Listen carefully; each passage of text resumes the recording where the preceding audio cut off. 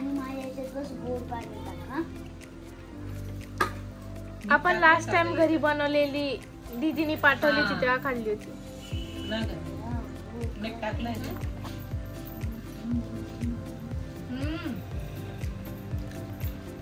The next day. काय करायचं याचं बाबा तुम्हाला? गळ्यात घालायचं का? काय तुम्हाला डोक्याला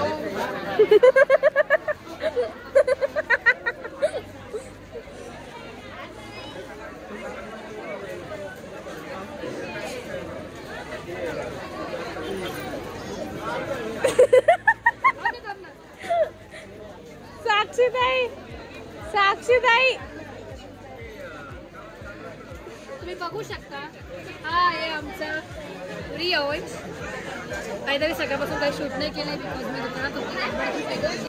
तर रियांच्या गळ्यामध्ये रुद्राक्ष होता, त्याचा दोरा खराब झाला, त्याच्यामुळे रियांची डोकं लावलं. आमच्या बाजूला करगोटेवाले त्यांच्याकडनं करगोटाचा दोरा आणला त्याला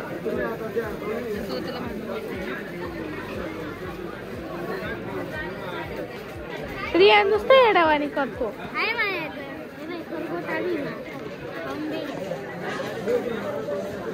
सगळीकडे दोरे बांधतो आपण.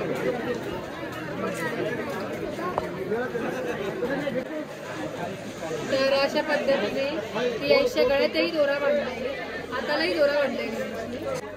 किती दोरे बांधतो रे. आणि आम्ही आता कानालाही दोरे बांधतोय.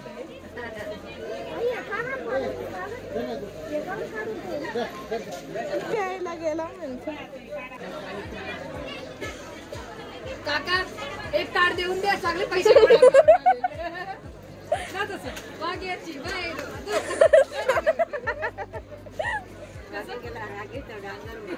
दिवाळी दसरा भाजीपाला येण्याचा उलटले पैसे कमवशील. बघू एक मिनिट. तर मंडळी आता वाजले 4:15 आणि आता गर्दी कमी कमी होत चालली आहे. हा लाजतो येतो लाजतो.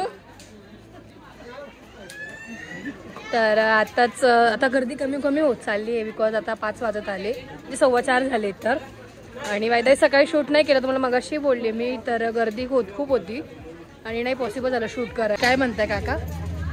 बोला ना आता बोला ना. लाजले. तर दिवाळीला कोरगोटे पण दिले जातात, नारळ आणि कोरगोटा. ही परंपरा नाशिक आणि पुणे मुंबई साईडला आहे का कमेंट करून नक्कीच सांगा. बट इकडे तरी देतात. आदिवासी लोक ते देतात करगोटे नारळासोबत. आणि आजी सटाण्यावरून आले आहेत करगोटे विकण्यासाठी ना. तर बाय द वे नुकतंच आमच्या इथे योगेश दादा पण आलाय. अजून एक जण ऍड झालाय काकांच्या टीम मध्ये. पण तो खूप लाजतोय बिचारा. कोणासोबत आला तू? कोणासोबत आला? ते कोण? बाबा देव. तर मंडळी आता वाजले 7 आणि मी आता थोडा वेळ झाला घरी आले, फ्रेश वगैरे झाले. आता पूर्ण दुकानात चालले. देव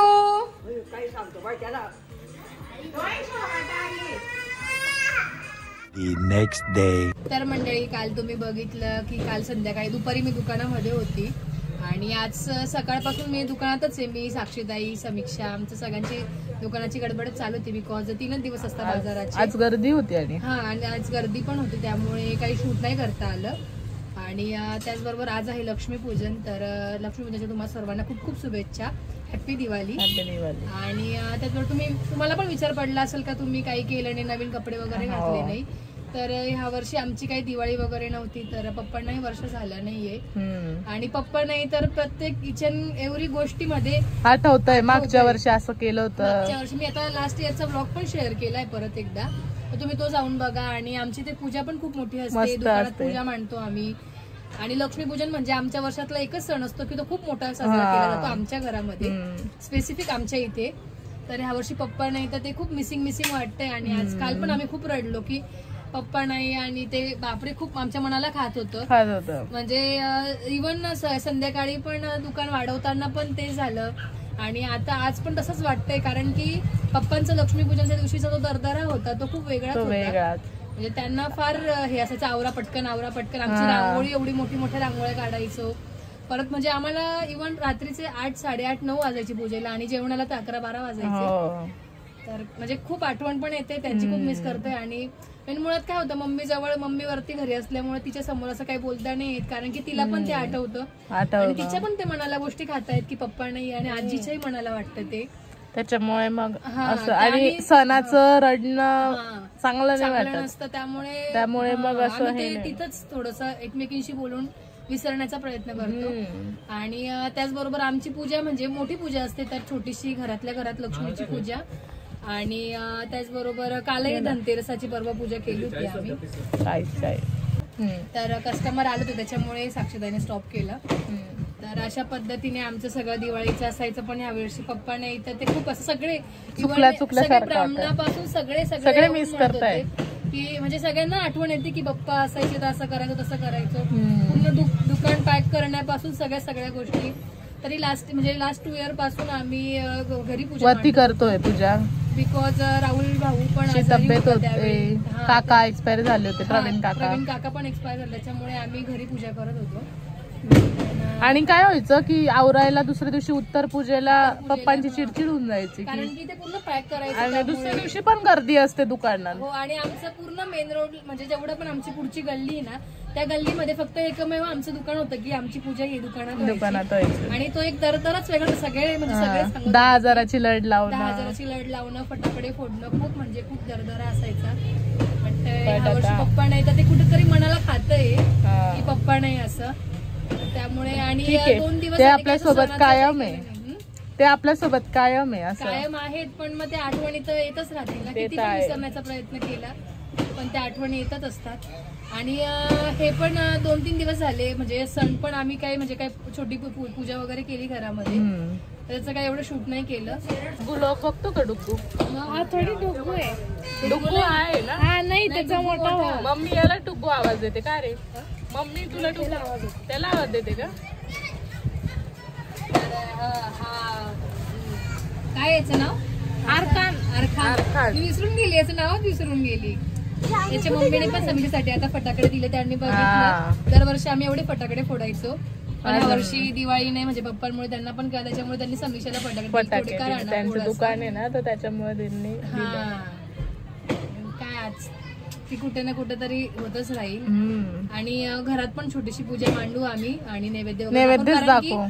दर आपण खंडन तर नाही पाडू शकत आतमध्ये, असं वर्ष आपण नाही. आणि वही पूजन होतं ना, तर आपलं ते हिशोबाच्या वह्या असतात, बदलाव्याच लागतात दरवर्षी. पण आमच्या ज्या वह्या होत्या त्या आम्ही लिहिल्या आहेत आणि त्या आमचे जे भटजी असतात तेच घेऊन गेले, तर ती पूजा करून आणणार. ते आता पूजा करून आणणार आहे उद्या.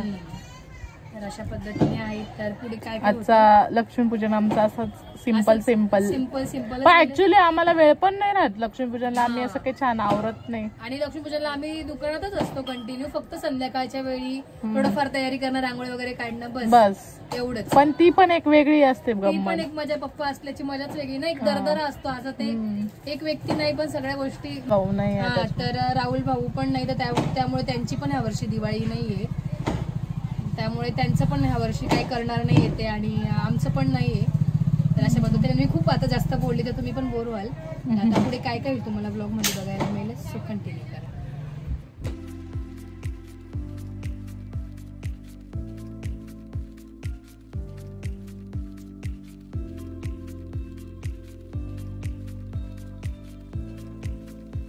तुम्हाला जसं मागे दाखवलं होतं मी की राम मंदिरात, तर दरवर्षी आमच्याकडनं राम मंदिरात नैवेद्य असतो. तर मग नैवेद्य घेऊन मी आणि समीक्षा आली आणि आमच्यासोबत रियांश पण आला आहे.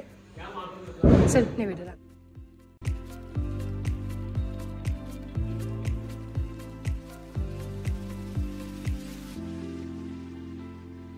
तर जे समोर दिसतंय ते हनुमानाचं मंदिर आहे. एक्झॅक्ट हनुमानाच्या मंदिरासमोरच रामाचं मंदिर आहे.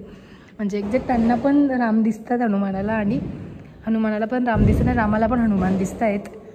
तर आता तो नैवेद्य आहे, तिचं नैवेद्य दाखवलं वगैरे. आणि आता चालले मी कृष्णाच्या मंदिरात.